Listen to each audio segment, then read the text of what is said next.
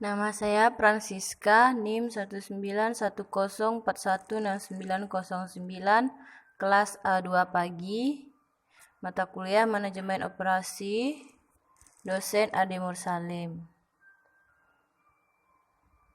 Soal bagian A, apakah Anda selalu hadir dalam kuliah Manajemen Operasi 2? Mengapa? Ya, saya selalu hadir dalam mata kuliah Manajemen Operasi karena kita wajib mempelajari manajemen operasi, yaitu agar kita bisa mengelola siklus hidup, proyek, biaya, mutu, dan waktu dalam proyek mampu dioptimalkan. 2. Berapa kali Anda hadir dalam kuliah manajemen operasi 2 secara daring? 14 kali.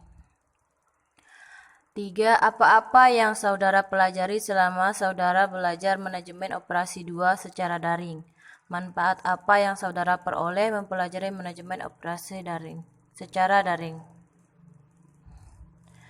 Manajemen operasi ini mempelajari masalah operasi dalam organisasi atau perusahaan yang mencakup pengambilan keputusan jangka panjang, menengah, dan jangka pendek yang harus dilakukan oleh manajer operasional, seperti pengambilan keputusan untuk desain produk, proses, dan kapasitas lokasi.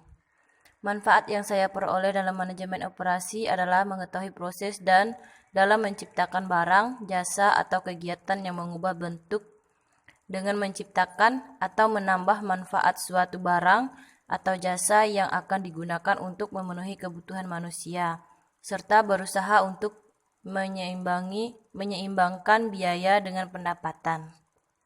4. Apa tugas terstruktur yang diberikan oleh dosen saudara selama kuliah daring? Jelaskan tugas terstruktur Anda. Meringkas isi video dan membuat PowerPoint serta video record di YouTube. 5. Bagaimana kuliah daring manajemen operasi 2 memberi kesan kepada Anda? Platform media yang digunakan oleh dosen dalam memberi kuliah manajemen operasi 2. Kuliah daring bagi saya sangat tidak efektif dalam pembelajaran. Di dalam kuliah daring ini terkadang ada beberapa dosen yang sering memberikan tugas dan jarang memberikan materi, bahkan tidak profesional dalam ketepatan jam kuliah. Media yang digunakan adalah WhatsApp, Facebook, Zoom, Meet, dan YouTube. Soal bagian B, jelaskan pengertian perencanaan produksi dan jelaskan bagaimana cara melakukan perencanaan produksi. Perencanaan produksi merupakan bagian dari perencanaan operasional di dalam perusahaan.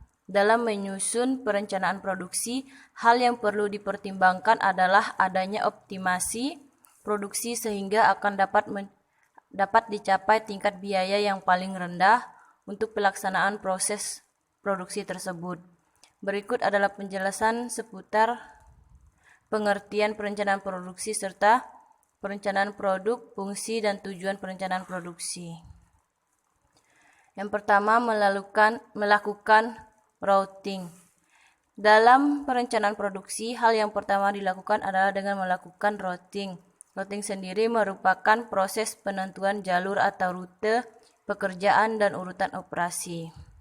Kedua, melakukan penjadwalan. Melakukan penjadwalan adalah langkah kedua dalam perencanaan produksi. Penjadwalan ini berkaitan dengan berbagai hal seperti memperbaiki jumlah pekerjaan yang harus dilakukan, mengatur operasi manufaktur yang berbeda dalam urutan prioritas, fiksasi proses mulai dan selesai, tanggal dan waktu untuk setiap operasi, sehingga dengan melakukan penjadwalan dapat membantu untuk memanfaatkan secara optimal waktu dalam menjalankan bisnis yang akan membuat perencanaan produksi lebih terkontrol. Yang ketiga, melakukan dispensing.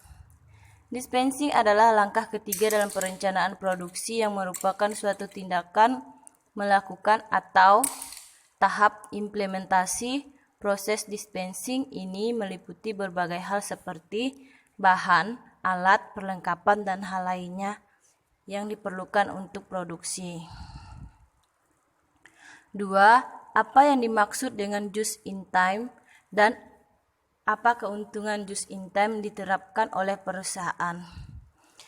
Just in time adalah suatu sistem produksi yang dirancang untuk mendapatkan kualitas, menekan biaya, dan mencapai waktu penyerahan seefisien mungkin dengan menghapus seluruh jenis pemborosan yang terdapat dalam proses produksi sehingga perusahaan mampu menyerahkan produknya, baik barang maupun jasa, sesuai kehendak konsumen tepat waktu.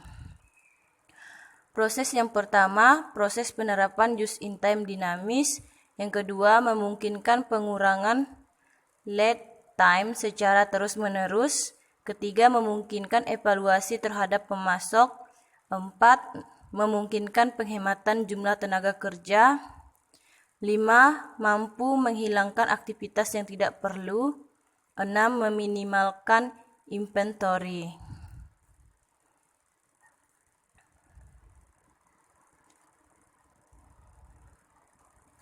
Jawaban yang ketiga bisa terlihat pada gambar berikut.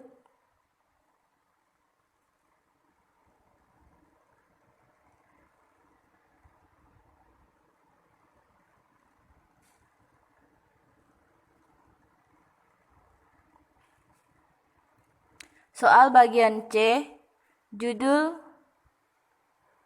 just in time adalah seperangkat teknik untuk meningkatkan produktivitas, meningkatkan kualitas, dan mengurangi biaya operasi. Just in time bertujuan untuk memastikan bahwa input ke dalam produksi hanya sampai pada dibutuhkan. Manfaat atau wawasan yang diperoleh di dalam menonton video tersebut adalah mengetahui asal mula just in time dan just in time berkembang di negara Jepang. Mengetahui 5 prinsip just in time. Pertama, total quality management. Kedua, production management. Ketiga, supplier management. Keempat, inventory management. Kelima, human resource management. Video kedua, judul metode transportasi. Mempelajari metode Simplex tujuannya adalah suatu proses pengaturan distribusi barang dari tempat yang memiliki atau menghasilkan barang dengan kapasitas tertentu dari tempat produksi.